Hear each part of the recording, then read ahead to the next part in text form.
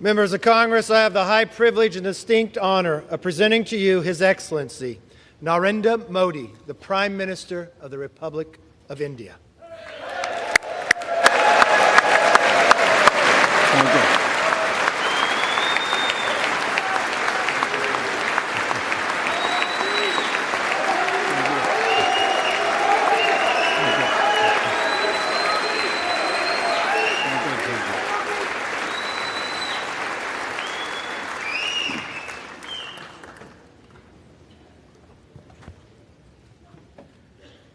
Mr. Speaker, Madam Vice President, distinguished members of the U.S. Congress, ladies and gentlemen, Namaskar.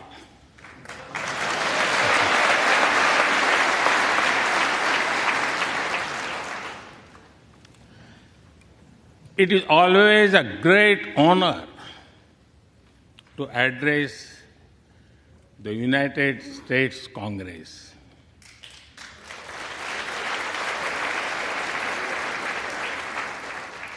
It is an exceptional privilege to do so twice.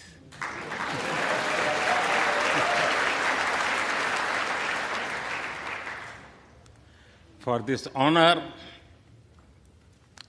I extend my deepest gratitude on behalf of the 1.4 billion people of India.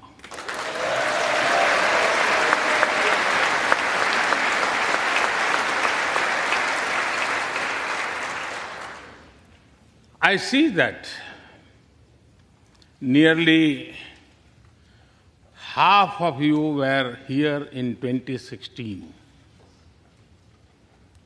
I feel your warmth as old friends. I can also see the enthusiasm of a new friends in the other half.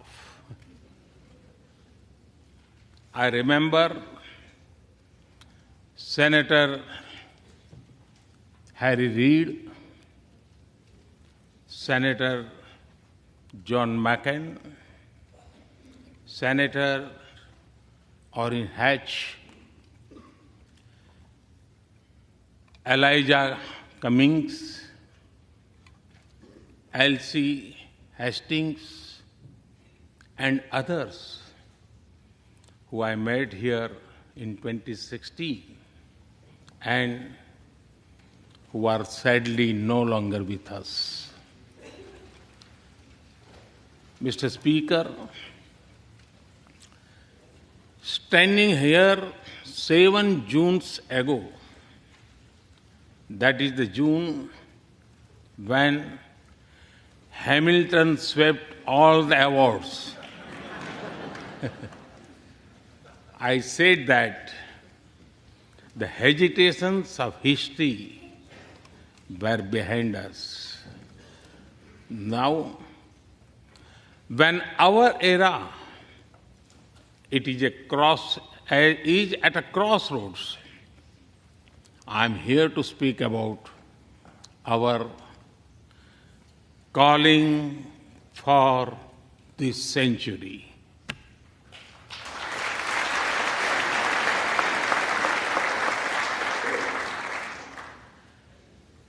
Through the long and widening road that we have traveled, we have made the test of friendship. A lot has changed since I came here 7 summers ago. But a lot has remained the same, like our commitment to deepen the friendship between India and the United States.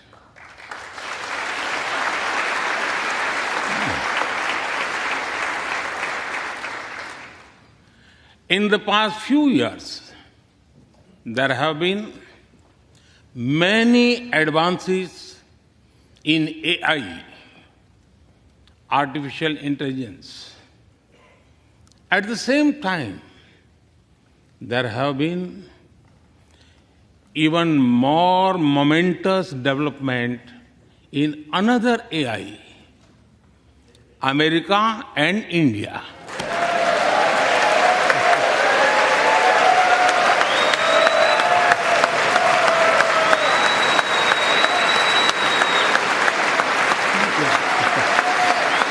Thank you.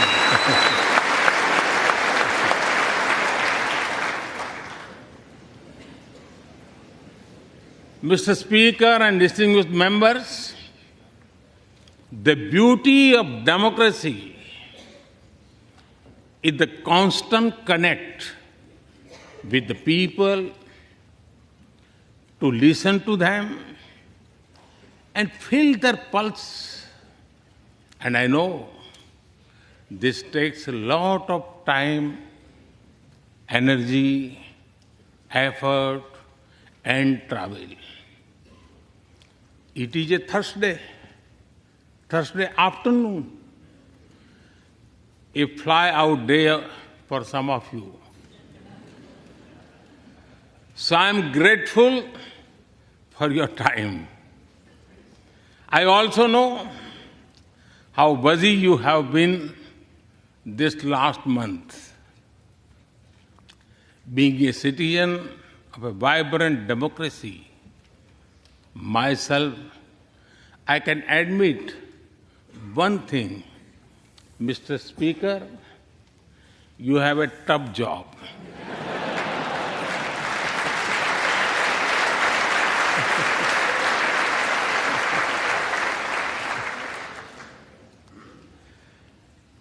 I can relate to the battles of patience, persuasion, and policy. I can understand the debate of ideas and ideology. But I am delighted to see you come together today to celebrate the bond between world's two great democracies, India and the United States. Thank you.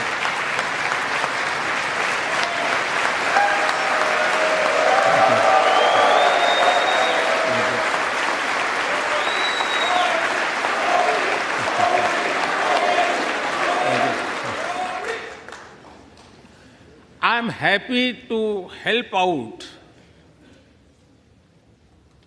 I'm happy to help out whenever you need a strong bipartisan consensus.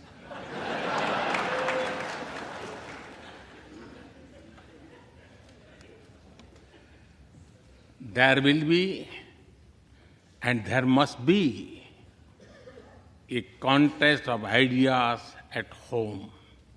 But we must also come together as one when we speak for our nation.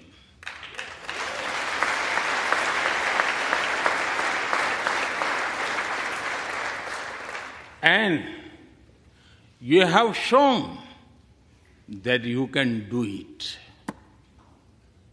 Congratulations.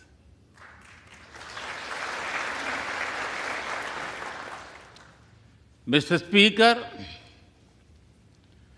the foundation of America was inspired by the vision of a nation of equal people. Throughout your history, you embraced people from around the world, and you have made them equal partners in the American dream.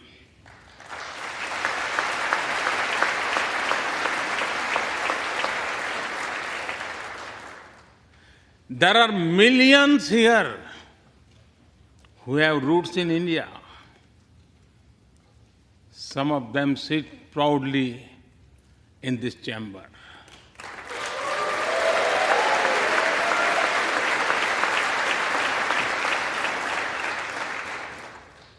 And there is one behind me who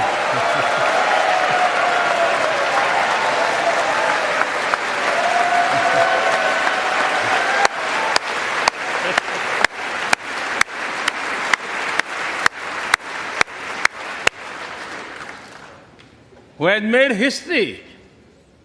I'm told that the Samosa caucus is now the flavor of the house. I hope it grows and brings the full diversity of Indian cuisine here.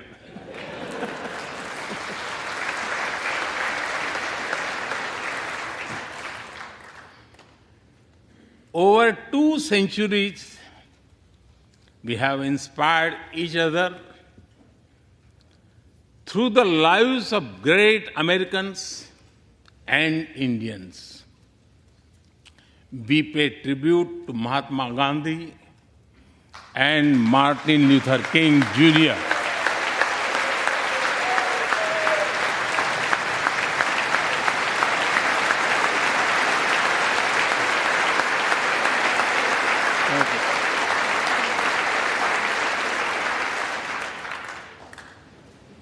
We also remember many others who work for liberty, equality, and justice.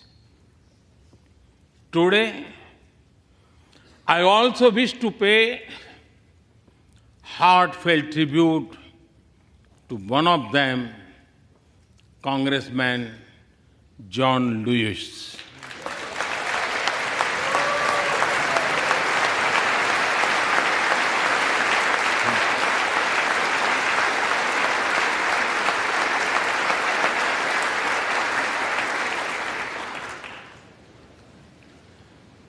Mr. Speaker, democracy is one of our sacred and shared values. It has evolved over a long time and taken various forms of systems. Throughout history, however, one thing has been clear. Democracy is the spirit that supports equality and dignity.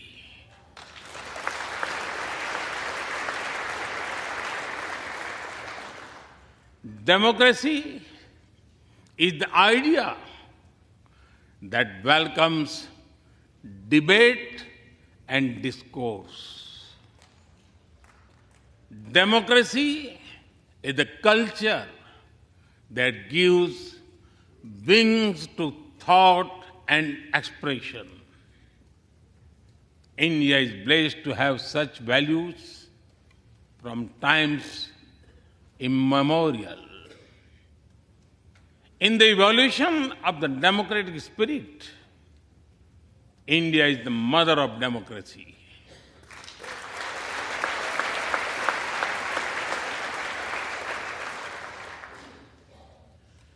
Millennia ago, our oldest scripture said, Ekam Sat Vipra Bahudha Vadanti. It means that truth is one, but the wise express it in a different ways. Now, the US is the oldest and India the largest democracy. Our partnership augurs well for the future of democracy.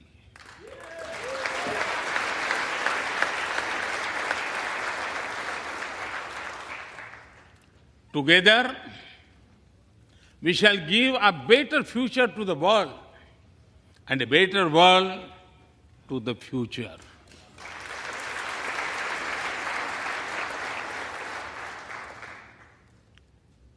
Mr. Speaker, last year, India celebrated 75 years of its independence. Every milestone is important, but this one was a special. We celebrated a remarkable journey of over 75 years of freedom after 1,000 years of foreign rule in one form or another. This was not just a celebration of democracy, but also of diversity. Not just of constitution, but also of its spirit of a social empowerment. Not just of our competitiveness and cooperative federalism, but also of our essential unity and integrity.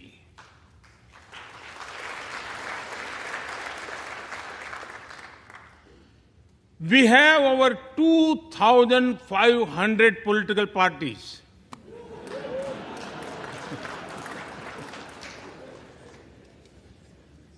Yes, you heard that right. 2,500. About 20 different parties govern various states of India.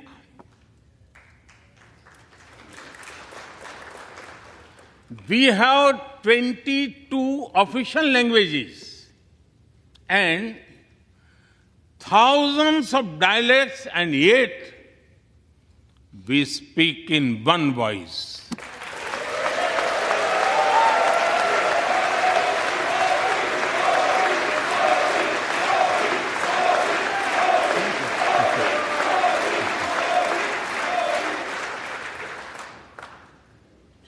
Every 100 miles, our cuisine changes. From dosa to aloo paratha, and from Srikhand to Sandesh. We enjoy all of this. We are home to all faiths in the world, and we celebrate all of them.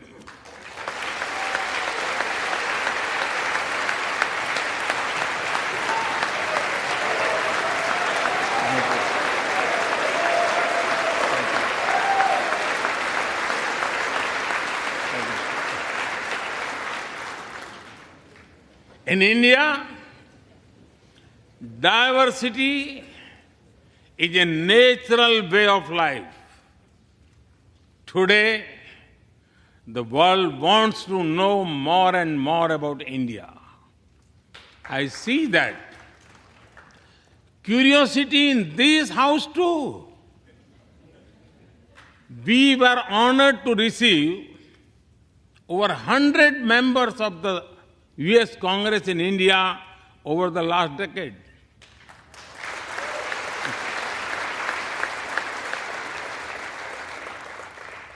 Everyone wants to understand India's development, democracy, and diversity. Everyone wants to know what India is doing right and how. Among close friends, I'm happy to share the same. Mr. Speaker, when I first visited the US as a Prime Minister, India was the 10th largest economy in the world. 10th. Today, India is the 5th largest economy.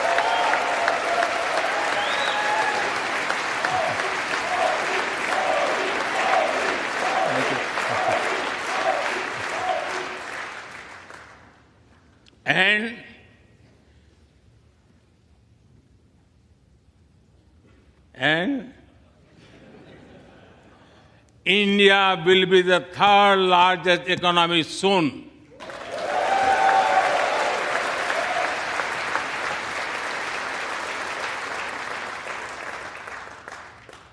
We are not only growing bigger, but we are also growing faster. When India grows, the whole world grows.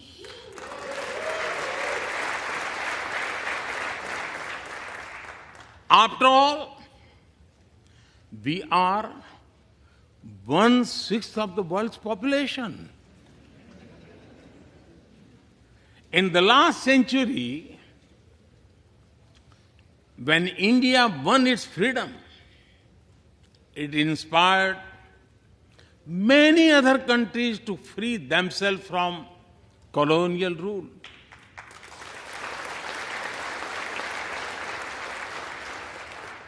In this century, when India sets benchmark in growth, it will inspire many other countries to do the same.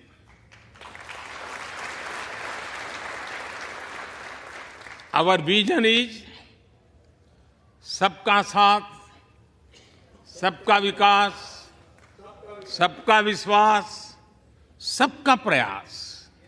It means together for everyone's growth, with everyone's trust and everyone's efforts. Let me share with you how this vision is translating into action with speed and scale. We are focusing on infrastructure development. We have given nearly 40 million homes to provide shelter to over 150 million people.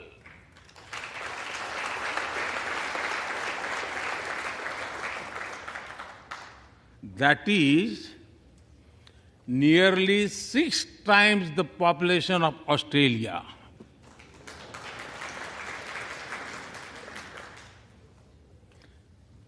We run a national health insurance program that ensures free medical treatment for about 500 million people.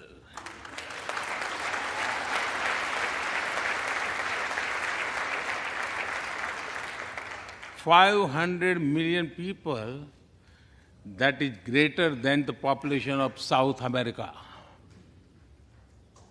We took banking to the unbanked with the world's largest financial inclusion drive. Nearly 500 million people benefited. This is close to the population of North America. We have worked on building Digital India.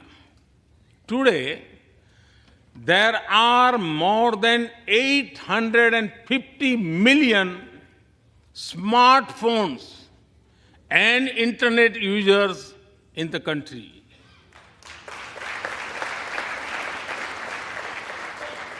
This is more than the population of Europe. We protected our people with 2.2 billion doses of made in India COVID vaccines.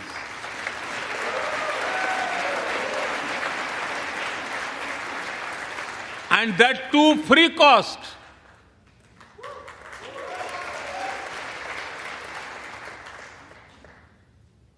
I may be running out of continent soon, so I will stop here.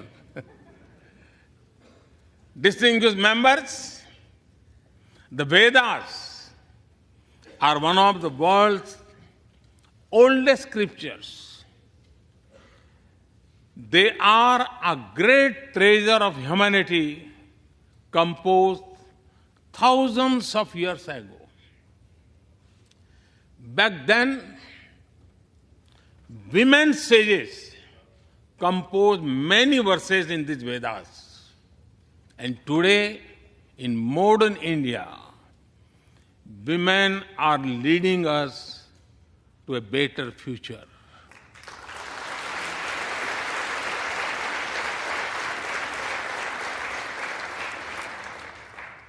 India's vision is not just of development which benefits women. It is of women-led development where women lead the journey of progress.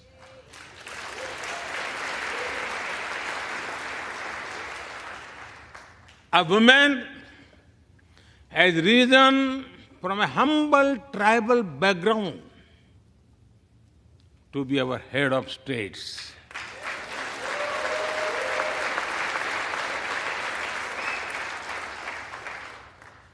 Nearly 1.5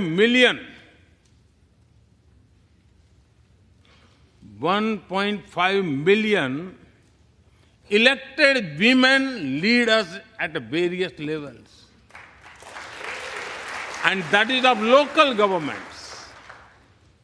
Today, women serve our country in the Army, Navy, and Air Force. India also has the highest percentage of women airline pilots in the world.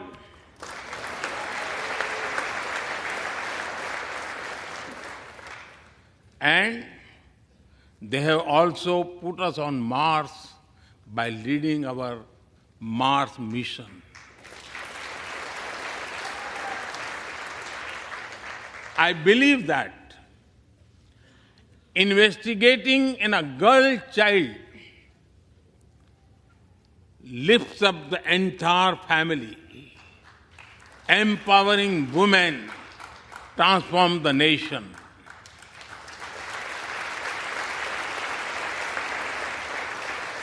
Mr. Speaker, India is an ancient nation with a youthful population.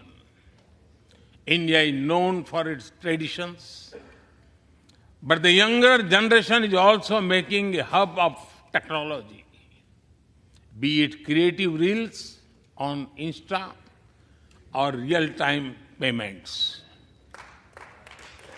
Coding or quantum computing, machine learning or mobile apps, fintech or data science, the youth of India are a great example of how a society can embrace latest technology. In India, technology is not about innovation, but also about inclusion. Today, digital performance are empowering the rights and dignity of people while protecting privacy. In the last 9 years, over 1 billion people got a unique digital biometric identity connected with their bank accounts and mobile phones. This digital public infrastructure helps us reach citizens within seconds with financial assistance.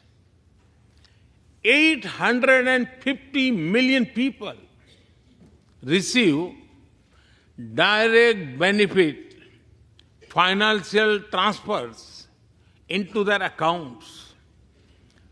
3 times a year, over 100 million farmers receive assistance in their bank accounts at the click of a button. The value of such transfer has crossed $320 billion. And we have saved over $25 billion in the process. If you visit India, you will see everyone is using phones for payments, including street vendors. Last year, out of every 100 real-time digital payments in the world, 46 happened in India.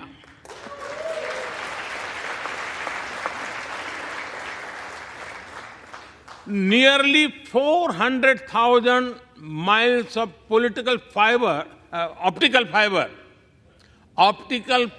cables, and cheap data have ushered in a revolution of opportunities. Farmers check weather updates. The elderly get social security payments. Students access scholarships. Doctors deliver telemedicine. Fishermen check fishing grounds, and small businesses get loans with just a tap on their phones. Mr. Speaker, a spirit of democracy, inclusion, and sustainability defines us. It also shapes our outlook to the world. India grows while being responsible about our planet. We believe, Mata Bhumihi Putro Aham Prithviya. This means the earth is our mother and we are her children. Indian culture deeply respects the environment and our planet.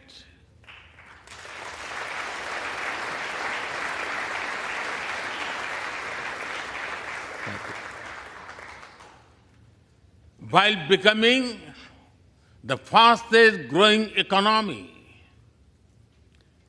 we grew our solar capacity by 2,300%. Yes, you have heard right. 2,300%.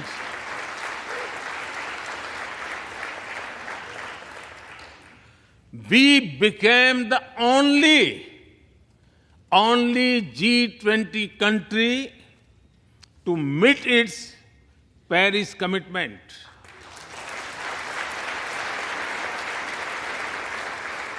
We made renewables account for over 40% of our energy sources, 9 years ahead of the target of 2030. But we did not stop there. At the Glasgow summit, I proposed Mission Life, lifestyle for environment. This is a way to make sustainability a true people's movement. To live it, to be the job of governments alone. By being mindful in making choices, every individual can make a positive impact. Making sustainability a mass movement, we help the world reach the net zero target faster. Our vision is pro-planet progress. Our vision is pro-planet prosperity. Our vision is pro-planet people.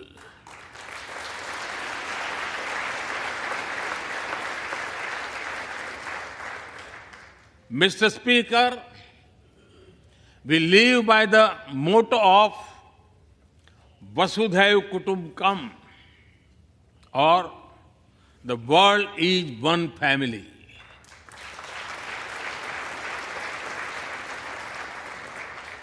Our engagement with the world is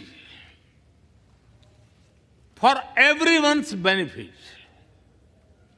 The one sun, one world, one grid seek to join us. All is connecting the world with clean energy.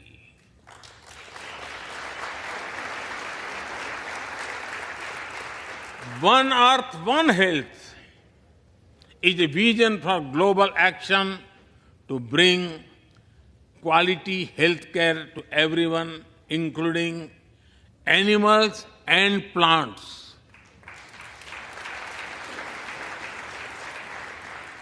The same spirit is also seen in the theme when we chair the G20, One Earth, One Family, One Future.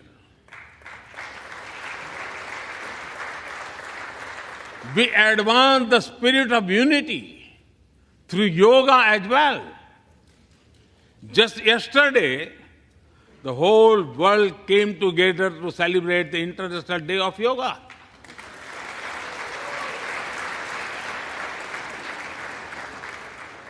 Just last week, all nations joined our proposal at the UN to build a memorial wall to honor the peacekeepers.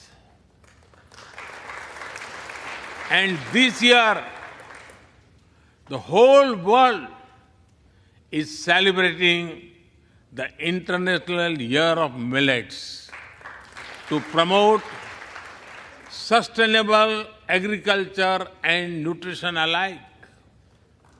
During COVID, we delivered vaccines and medicines to over 150 countries. We reach out to others, being disasters as first responders, as we do for our own. We share our modest resources with those who need them the most.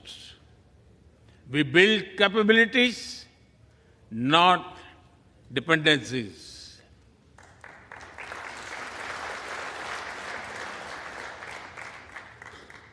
Mr. Speaker, when I speak about India's approach to the world, the United States occupy a special place.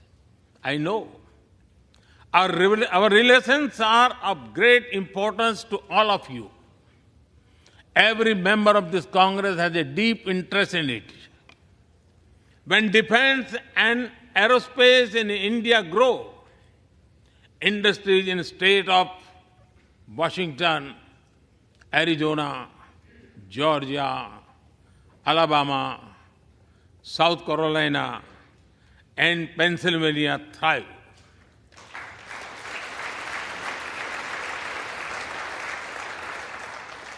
When American companies grow, their research and development centers in India thrive. When Indians fly more, a single order for aircraft creates more than 1 million jobs in 44 states in America.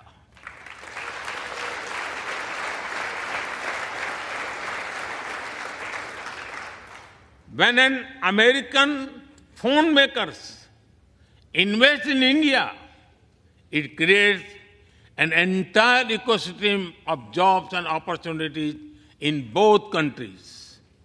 When India and US work together on semiconductors and critical minerals, it helps the world in making supply chains more diverse, resilient, and reliable.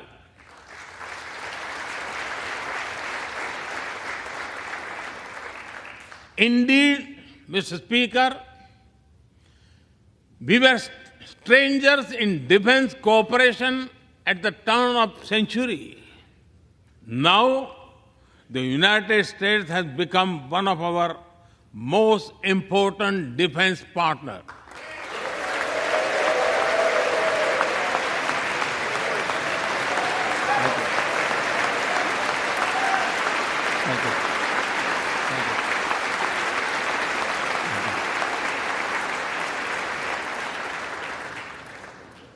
Today, India and the US are working together in space and in the seas, in science and in semiconductors, in startups and sustainability, in tech and in trade, in farming and in finance, in art and artificial intelligence, in energy and education, in healthcare and humanitarian efforts. I can go on and go on, but to sum up it, I would say the scope of our cooperation is endless. The potential of our synergies is limitless. And the chemistry in our relations is effortless.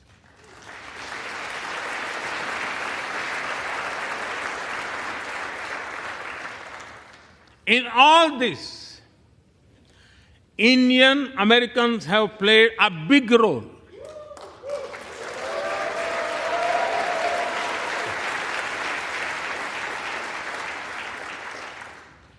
They are brilliant in every field, not just in spelling bee.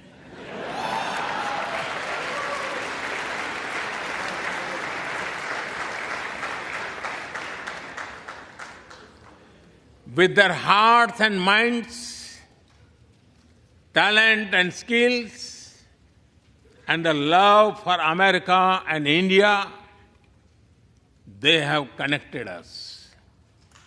They have unlocked doors. They have shown the potential of our partnership. Mr. Speaker, distinguished members, every Indian Prime Minister and American President of the past has taken our relationship further. But our generation has to honor of taking it to greater heights.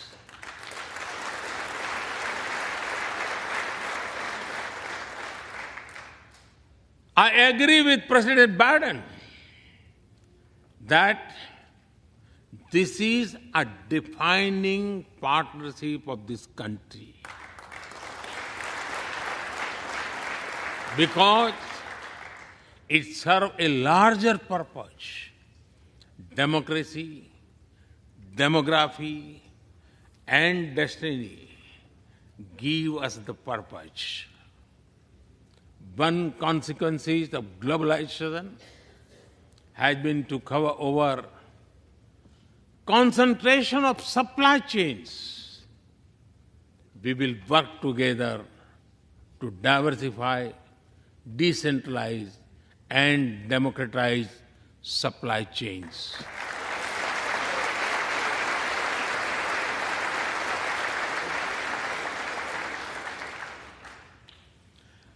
Technology will determine the security, prosperity, and leadership in the 21st century. That is why our two countries established a new initiative for critical and emerging technologies. Our knowledge partnership will serve humanity and seek solutions to the global challenges of climate change, hunger, and health. Mr. Speaker and distinguished members, the last few years have seen deeply disruptive developments. With the Ukraine conflict, war has returned to Europe. It is causing great pain in the region. Since it involves major powers, the outcomes are severe. Countries of the global south have been particularly affected. The global order is based on the respect for the principle of the UN Charter, peaceful resolution of disputes, and respect for sovereignty and territorial integrity.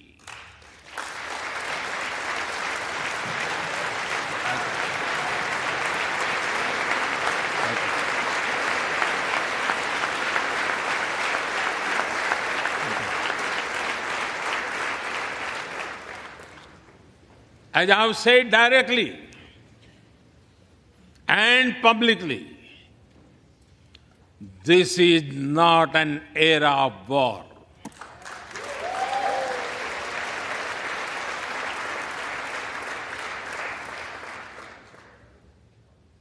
But it is one of dialogue and diplomacy. And we all must do what we can to stop the bloodshed and human suffering.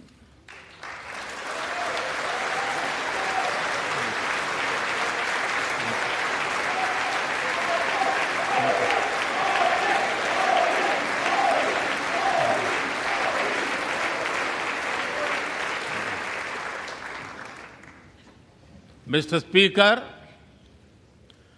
the dark clouds of coercion and confrontation are casting their shadow in the Indo-Pacific.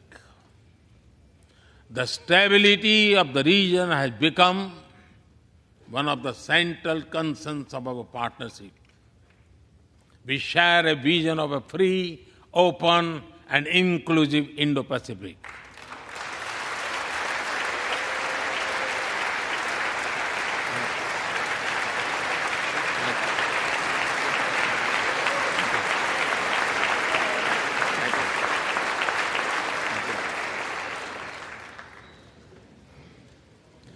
Connected by secure seas, defined by international law, free from domination, and anchored in ASEAN centrality.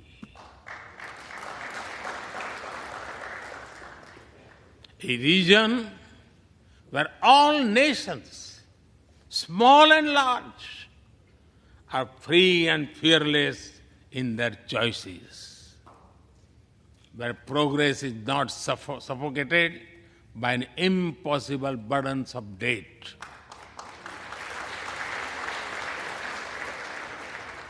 Where connectivity is not leveraged for strategic purposes, where all nations are lifted by the high tide of shared prosperity.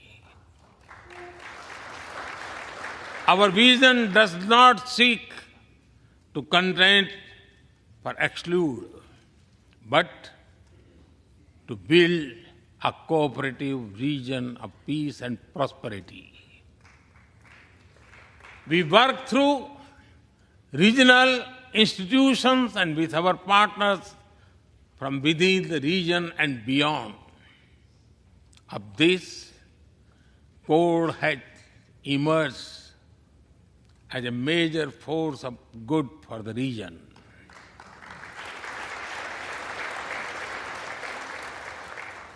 Mr. Speaker, more than 2 decades after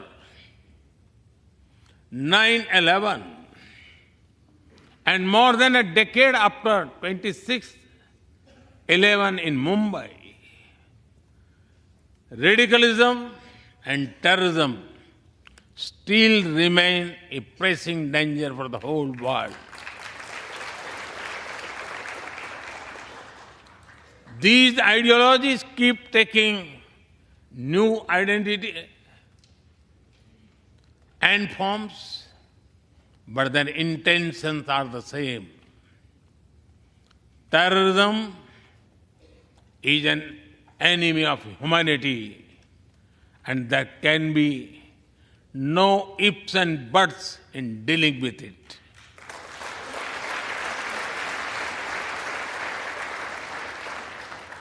We must overcome all such forces sponsoring and exporting terror.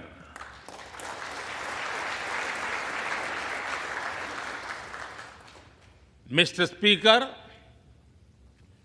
COVID-19's biggest impact was the human loss and suffering it caused. I wish to remember Congressman Ron Wright and the staff members who lost their lives to COVID. As we emerge out of the pandemic, we must give shape to a new world order. Consideration, care, and concern are the need of the hour. Giving a voice to the global south is the way forward. That is why I firmly believe that the African Union be given full membership of G20.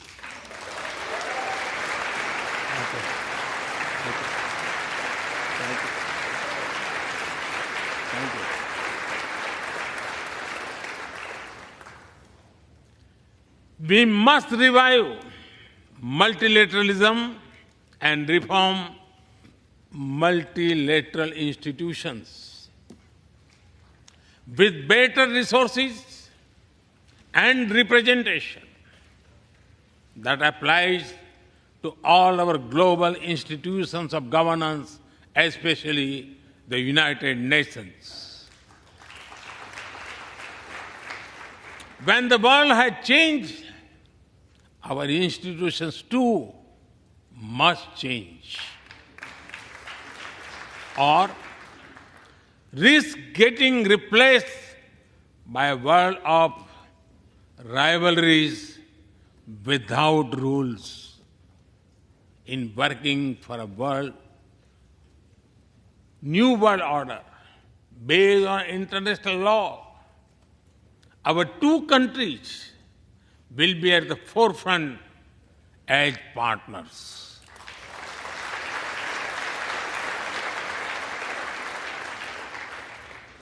Mr. Speaker and distinguished members, today we stand at a new dawn in our relationship that will not only shape the destiny of our two nations, but also that of the world.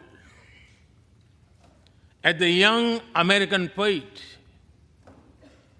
Amanda Gorman has expressed, when day comes, we step out of the shade, aflame and unafraid. The new dawn blooms as we free it. For there is always light if only we are brave enough to see it.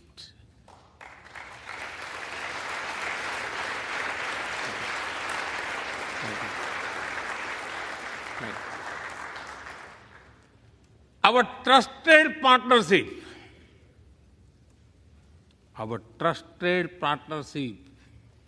is like the sun in this new dawn that will spread light all around.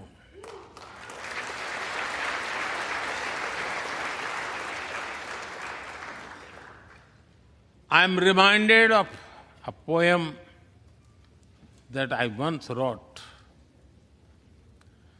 आसमान में सिर उठाकर घने बादलों को चीर कर रोशनी का संकल्प ले, अभी तो सूरज उगा है।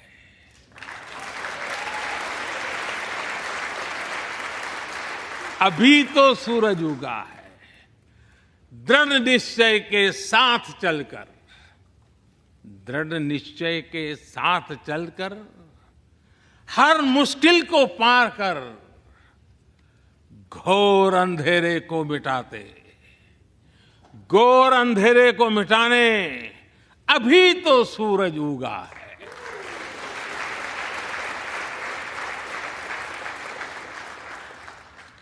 If I were to say it in English, it would be rising its head in the skies, piercing through the dense clouds with the promise of light. The sun has just risen, armed with a deep resolve, overcoming all the odds to dispel the forces of darkness. The sun had just risen.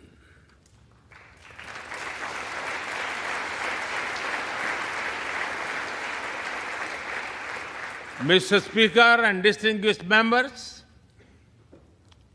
we come from different circumstances and history, but we are united by a common vision and by a common destiny.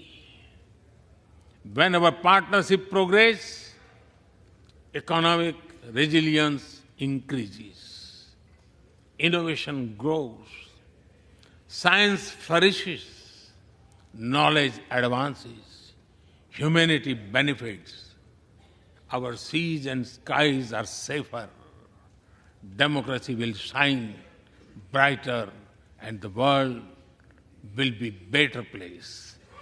That is the mission of our partnership. That is our calling for this century. Mr. Speaker and distinguished members, even by the high standards of our partnership, this visit is one of the great positive transformation. Together, we shall demonstrate that democracies matter and democracies deliver.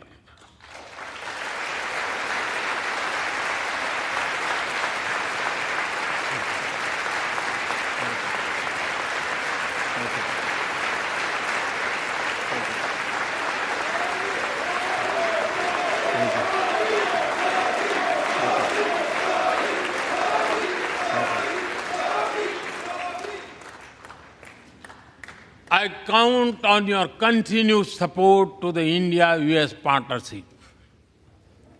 When I was here in 2016, I said that our relationship is primed for a momentous future. That future is today.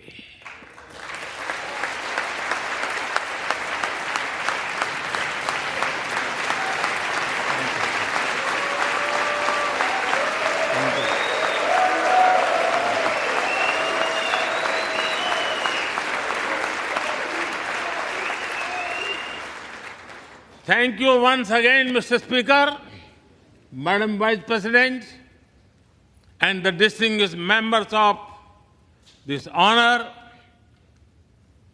God bless America. Jai Hind. Long live India-US friendship. Thank you.